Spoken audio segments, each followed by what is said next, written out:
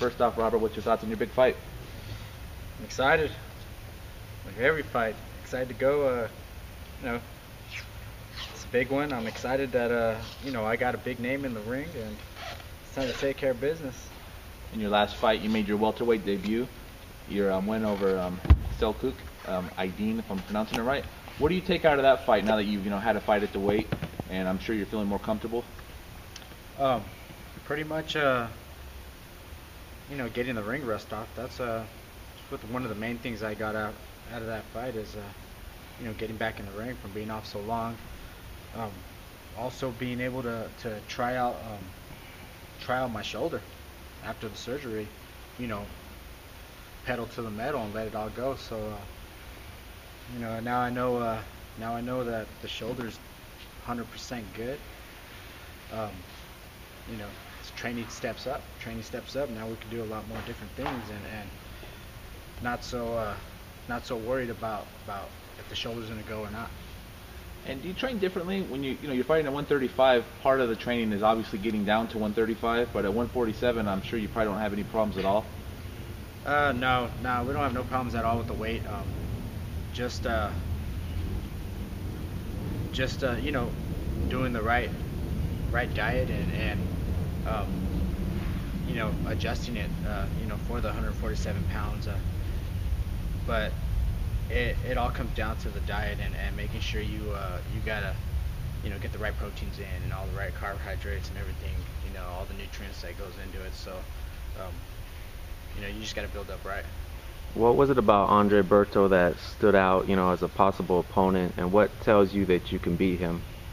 We're looking for the best opponents out there. We were looking for the Bradley fight. Unfortunately, that didn't happen.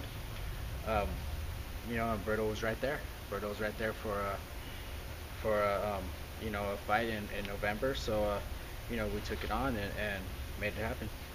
And what do you have any thoughts on his fight with Victor Ortiz, that back and forth brawl? I mean, yeah, it was a good fight between them two. Both of them putting each other down.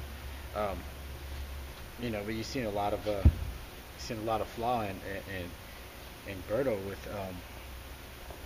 with the left-handed stance and a bunch of different things. So we watch a lot of film on him and all the lefties he fought. The one thing with Berto is he's fought a few lefties, so he knows what it's about being in there with the lefties. So you gotta be ready for him. You gotta be ready in all different aspects. and what was it like, Selcuk Aydin, big, solid 147 pounder? Did you feel the difference in his weight and his power? Like, what was that experience like, being in there with him? Being in there with Aydin, he was one of the biggest punchers in the division. Nobody wanted to bring him over here to fight. So, that's why we took on the challenge with Aydin, because we know he can punch. And going into 147 pounds, we wanted to find out if we'd been long or not. So we brought AD down and went in there and went head up with them. And do you think a lot of people are looking at this fight like the winner as a potential opponent for Floyd Mayweather next year? Oh yeah, definitely. So after this fight, there's just bigger things on the horizon. There's been some talk that you may be undersized for this weight class and for Andre Berto. What are your thoughts on that? Well, that's what they said about Aydin also. Size doesn't matter, in the boxing ring. So, you just got to do what you got to do. Take care of yourself, be fresh, let your talent do all the work. Did you ever think that you would be fighting Andre Berto? No, I didn't think about it at all. My thoughts is just fighting the best fighters that are out there. Whoever I can possibly get in the ring. Throughout my career, I've always had trouble with getting guys in the ring. So, I never thought it'd be Andre Berto, but he's here now. We got to take care of him. Can you talk about what happened with possibly facing Timothy Bradley? Yeah, I mean that's one of the fights I was looking forward to. Him just coming off that win with Pacquiao. Being one of the top pound-for-pound fighters in the world.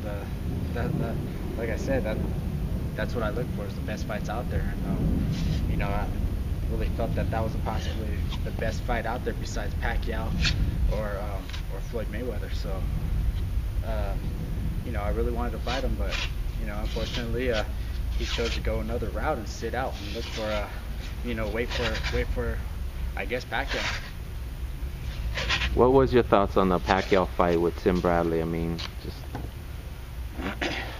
I thought Pacquiao won the fight, but the judges, everybody scores fights different. The fights are different when they're live, so it's hard to say. It's hard to say because you got the commentators spinning it, and sometimes they'll persuade your mind on thinking different, but the judges are the ones that that's their profession. Like our profession is fighting, their profession is judging. So it went down the way it did, but like I said, from my eyes, I felt Pacquiao edged it out. what are your thoughts on Pacquiao-Marquez IV? I think it's going to be a good fight. They always have great fights. Marquez comes game all the time. I think he always puts it on Pacquiao, but